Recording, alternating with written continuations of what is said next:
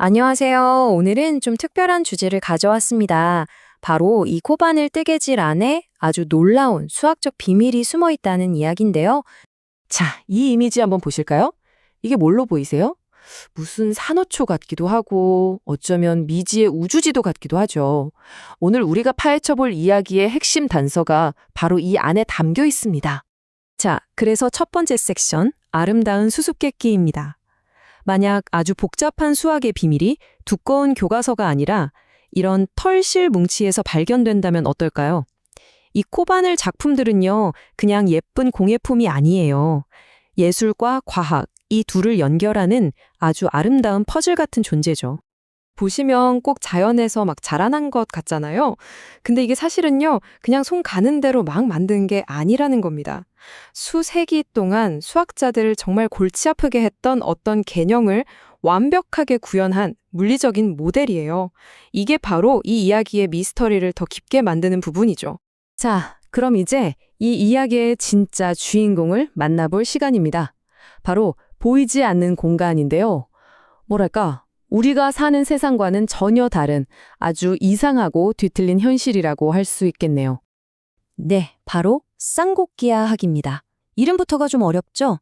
쉽게 말해서 우리가 평소에 생각하는 평평한 공간이 아니라 모든 게 다 휘어있는 그런 공간이라고 생각하시면 돼요. 여기서는요, 평행선이 서로 만나지 않는다는 상식이 통하지 않아요. 오히려 평행선이 무한히 많을 수도 있는 그런 이상한 세계죠. 이 공간의 가장 큰 특징이 바로 이 음의 곡률이라는 건데요. 모든 지점이 마치 말 한 장처럼 바깥쪽으로 계속 뻗어나가면서 휘어지는 거예요. 상상이 되세요? 이게 왜 문제였냐면 종이나 찰흙 같은 걸로는 이 모양을 도저히 절대로 만들어낼 수가 없었다는 거죠. 사실 이 문제는 꽤 오래된 숙제였습니다. 1830년대 처음 개념이 나온 이후로 100년이 넘는 시간 동안 수많은 천재 수학자들이 이걸 눈으로 볼 수 있는 모델로 만들려고 했지만 번번이 실패했어요.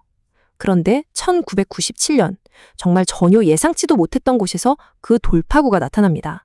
바로 한 천재의 코바늘입니다.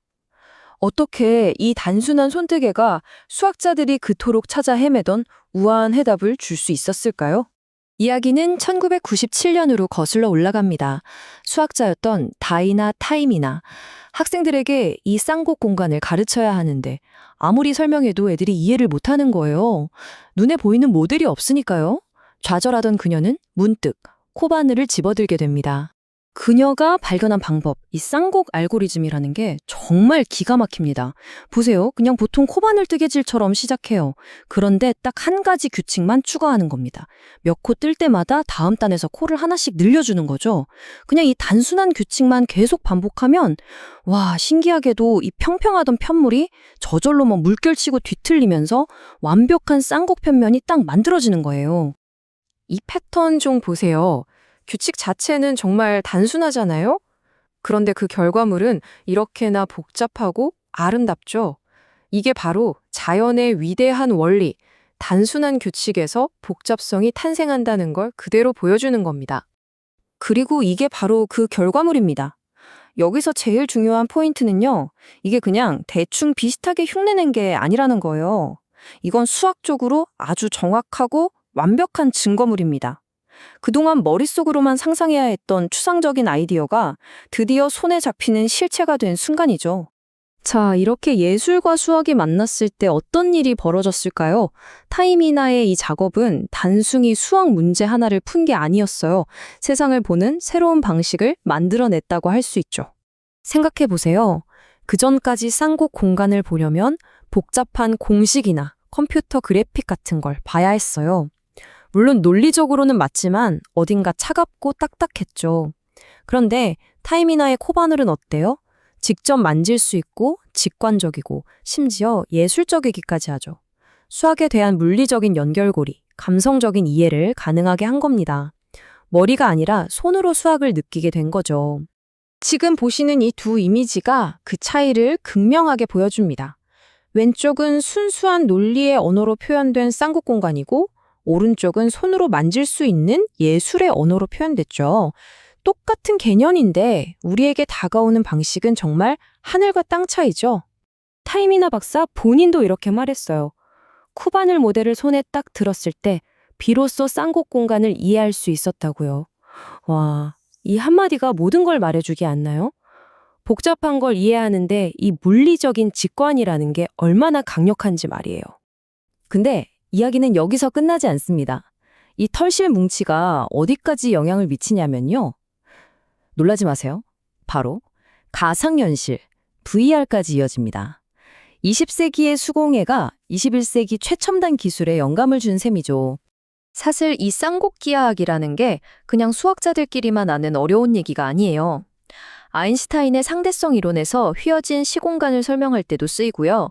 인터넷이나 소셜 네트워크처럼 복잡하게 얽힌 시스템을 지도로 그릴 때도, 심지어 우리 뇌 속의 복잡한 신경망을 연구할 때도 이게 다 사용됩니다. 그리고 바로 이 지점에서 코바늘과 VR이 딱 만나는 겁니다.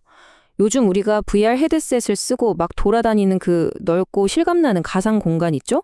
그런 공간을 구축하는데 이 쌍곡기하학 알고리즘이 아주 핵심적인 역할을 합니다. 정말 신기하지 않아요? 그러니까 핵심은 이거예요.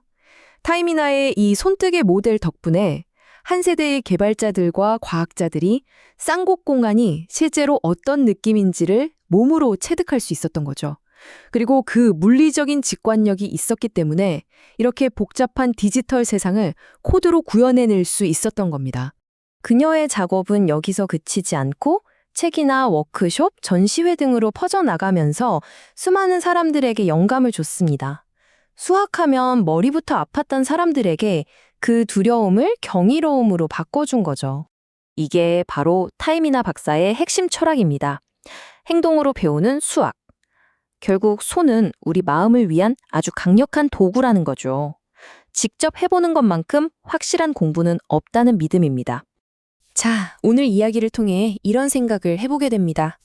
혹시 우리 주변에 아주 평범해 보이는 것들 속에 아직 우리가 발견하지 못한 심오한 비밀들이 숨어 있는 건 아닐까요? 그저 새로운 시각으로 바라봐 주기만을 기다리면서 말이죠.